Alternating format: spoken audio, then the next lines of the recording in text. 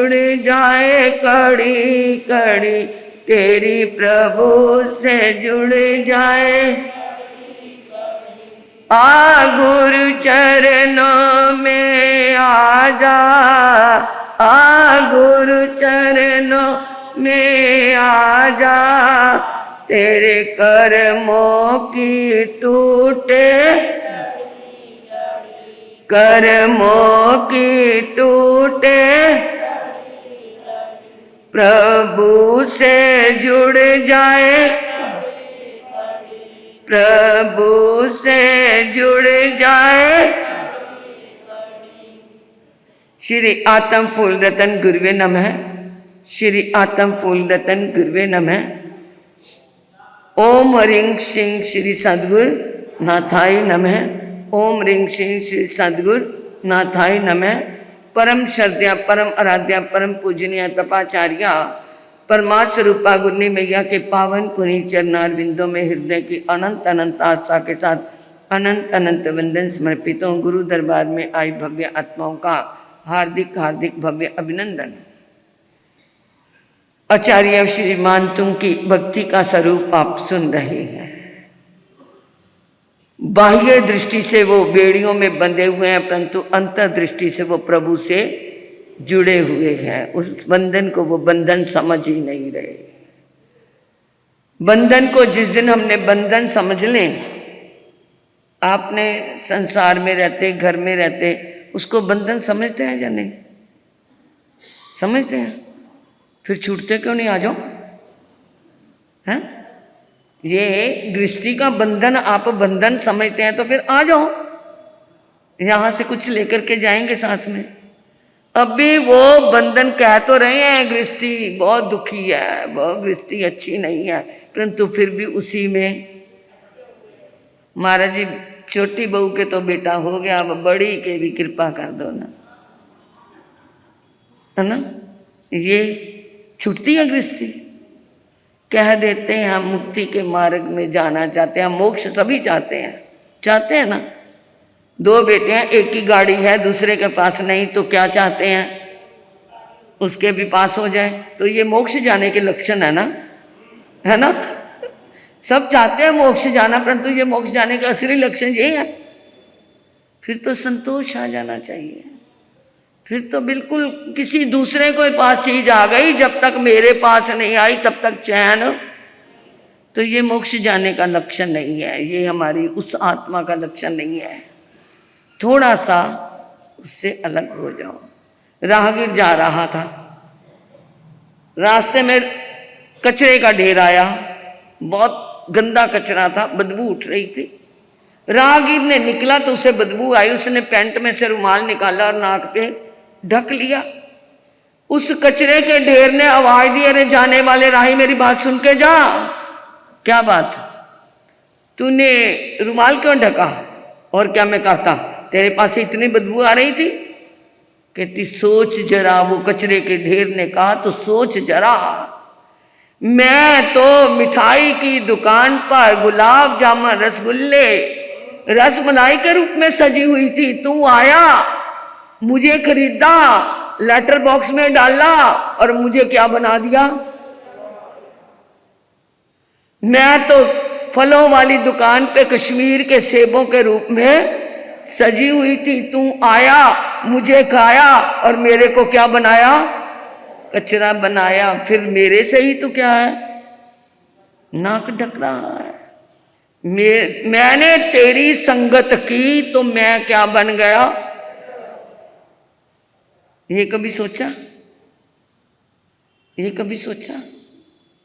तो इसलिए ये क्या है, अगर उस बंधन को बंधन समझ लें तो जीवन बन जाए। आचार्य श्री मानतुंग तो क्या है, प्रभु से बंध रहे हैं। अभी तक तो वो दोनों परिचय कर रहे थे, अब मिलन कर रहे हैं। और मिलन करके उन्हें बड़ा आनंद आया। कैसा मिलन कर रहे हैं? तत्संस्वेनं भव संतति सन्निबद्धं। क्या कह रहे हैं? तत् आपके संग सम्यक संस्वेन, आपकी सम्यक स्तुति करने से, प्रभु आपका गीत गाने से, भव संतति सन्निबद्धं, जो सन्निबद्धम एकदम बंध चुका है, मतलब एकदम कठोर बंधन में बन गया है। क्या? भव संतति सन्निबद्धम, जन्म जन्म के भव भवांतर करते करते ये भी एक हमारा परिवार बन गया। संतति, संतति माने परिवार, कि जो हम आज ये जन्म, कल दूसरा जन्म, फिर कोई और जन्म, ये हमारी संतति ही तो चल रही है, भवों की संतति। और वो ये एकदम कस के बंधी हुई है। भव संतति, संसार के जन्म मरण की क्या है, संसति जो बंधी हुई है, और वो भी कैसी, सन्निबद्धम, एकदम जकड़ के बंधी हुई है। पापंक्ष्णात शैम उपेति शरीर बाजाम, शरीर बाजाम किसकी भव संतति है? शरीरधारी प्राणियों की, जिनके अंदर प्राण है, वो जीवों की। क्योंकि जन्म मरण तो जीवों का ही होता है ना, चाहे वो किसी भी योनि का हो, किसी भी गति का हो। तो जो शरीर बाजाम, प्राणधारी, शरीर को धारण करने वाले जो जीव हैं, जिन्हों के क्या है, वो जन्म मरण किससे बंधा, किसके कारण? पापंक्ष्णात शय, पापों के कारण। कोई कहता मैं बहुत दुखी महाराज, मेरा दुख दूर कर दो। दुख आया कहां से? दुख पैदा किसने किया? पापं।